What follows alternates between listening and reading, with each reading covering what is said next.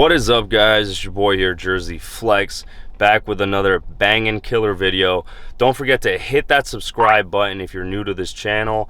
I appreciate all the love and support that comes from you guys. You guys have no idea how much I appreciate you guys for helping this channel grow into what it is now.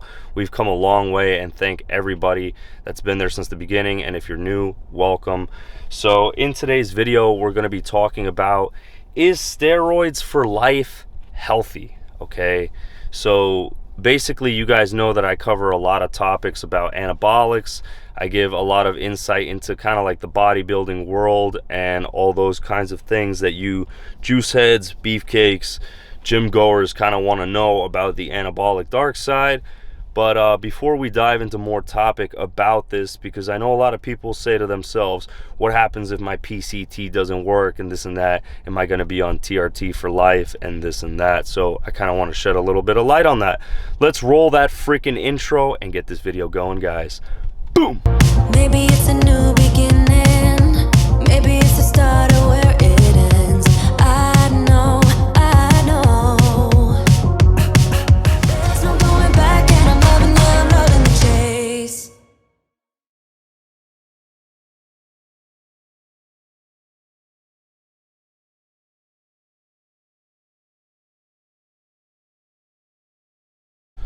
What is up, guys? Welcome back to the video. As you guys could see from the title of this video, I'm not a doctor, I'm not a medical professional, and in no way, shape, or form am I here to prescribe, recommend, diagnose, or tell you guys to do anything without doctor supervision. So if you guys are thinking of doing anything at all that is mentioned in this video, consult a medical professional first and do anything in a legal format. I'm not recommending or prescribing anything. So please listen to the intro and my disclaimers and enjoy this video, because this video is strictly for entertainment purposes only.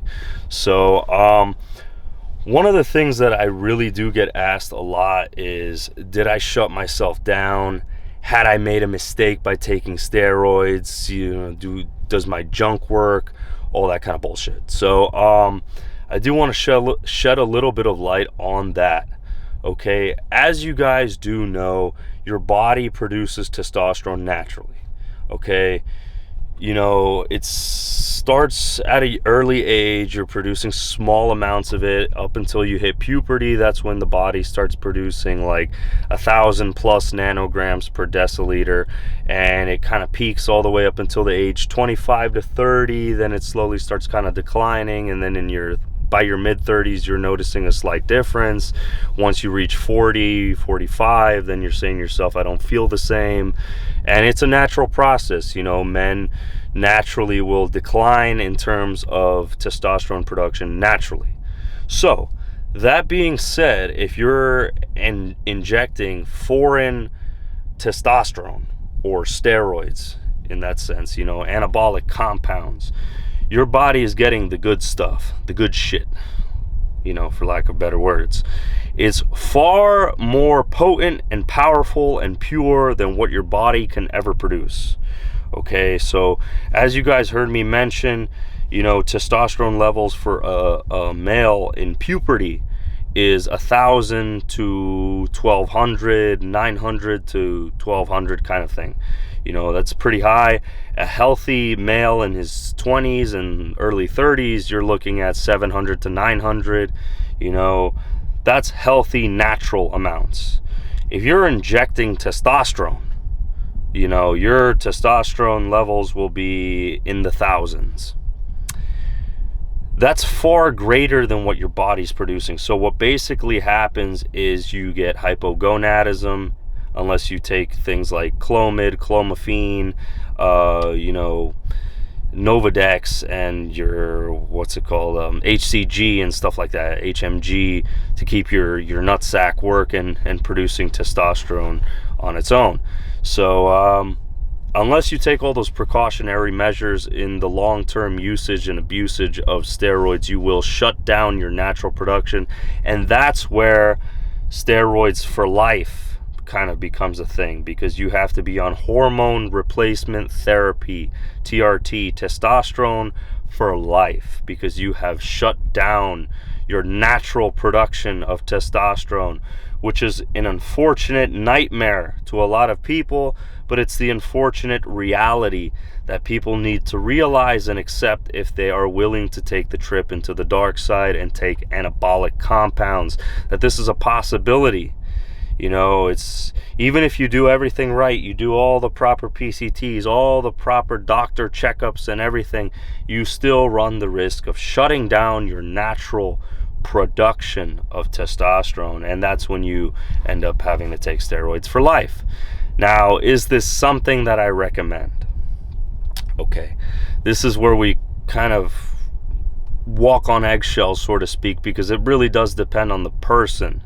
Okay, if somebody's very happy with their natural physique, they're very happy with their athletic performance as a natural athlete, and they're not looking to compete in a competitive sport where anabolics come into play, such as a competitive bodybuilder or a pro arm wrestler or powerlifting, strongman competition, etc., etc. That's where I have to say it becomes a personal choice, because you know, some people naturally have low levels of testosterone, and if they inject a foreign form of anabolic, you know, whether it be through the doctor or they decide on their own terms to go the illegal route and get it off the streets, that's where it becomes a personal choice, because that person might feel better, function better, think more clearly when they're taking this foreign, you know, anabolic. So that comes down to standard and quality of life. I would never frown upon somebody for taking these compounds to improve their quality of life. Is this something I recommend? That becomes a personal choice. Some people feel better, look better, you know, respond better by having a better physique, looking better on the beach, more energy, better libido, better sex drive. So, you know, better. But what is worse? Okay, because this video, I also have to talk about the cons. The cons are, you have to monitor your cholesterol levels. You have to make sure that you're doing your cardio, eating clean if you decide to take steroids for life, because it's going to screw up your cholesterol. You're going to have to donate blood every so often because your red blood cell counts could start going high. Most of these steroids were used to treat anemic patients anyways, to increase red blood cell counts. But when taken long term, your blood starts getting too thick.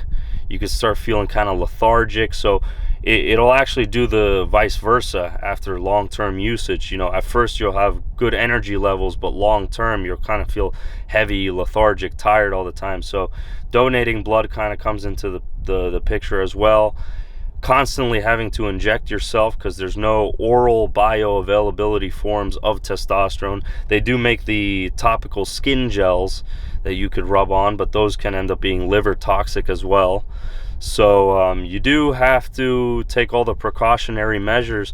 And to be honest, is it really worth it? You know, is it really worth it?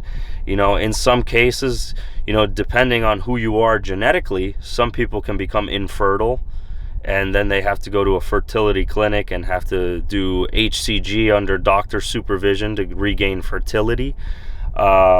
That's, you know, the rare few. Then there's some people that have used and abused steroids their whole life and they can still pop kids out, like Arnold Schwarzenegger, Ronnie Coleman. There's a bunch of other pro athletes that you can name that still were able to have offspring. So it's not everybody, it's kind of a genetic thing. And you could also take a fertility protocol, you know, thing with Clomid and all this kind of Novadex to regain your fertility. So, but those are all these complications and things you got to think of if you're going to run steroids for life.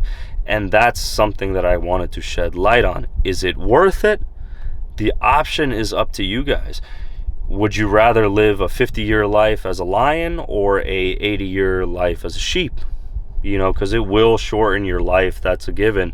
You know, whether you still live to be 80 years old and you took steroids, you might have lived to be 90 or 100 if you didn't. Those are all things you guys have to take into consideration. So is it worth it? That option I'm going to leave up to you guys. Being everything that I just said, I just really wanted to shed some light on that and let you guys know what's up.